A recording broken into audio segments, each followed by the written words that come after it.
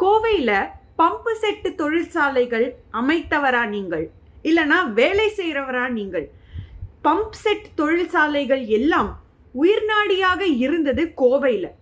உங்களுடைய Kovai மாநகரத்திலேயே pump set தொழிற்சாலைகள் எல்லாத்தையும் மீட்டெடுக்க என்னென்ன நடவடிக்கைகள் தேவையோ அதையெல்லாம் எடுப்பதற்கு காத்து கொண்டுள்ளார். யாரு? நம்மளுடைய அண்ணாமலை அண்ணன்.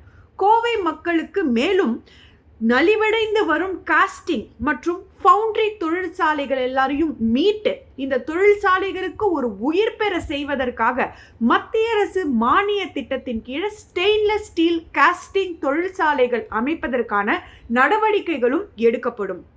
100 வாக்குறுதிகள் கோவை மக்கள் உங்களுக்காக அண்ணாமலை அண்ணன் அளிக்கிறார். அதுல மிக மிக முக்கியமான வாக்குறுதிகள்ல இதுவும் ஒன்று. தொழிற்சாலைகள் அமைப்பது, பம்பு செட்டு தொழிற்சாலைகளை மீட்டெடுத்து மேலும் காஸ்டிங் ஃபவுண்டரி தொழிற்சாலைகள்லாம் மீட்டெடுத்து புதுப்பித்து அதற்கு தேவையான மத்திய அரசு திட்டத்தின் கீழே வசதிகள் செய்து கொடுக்க காத்து கொண்டுள்ளார். இது அண்ணாமலை அண்ணன் மற்றும் மோடிஜி இருவரும் சேர்ந்து கொடுக்கக்கூடிய கேரண்டி. கோவை மக்களே, வாக்களிப்பீர் தாமரைக்கு.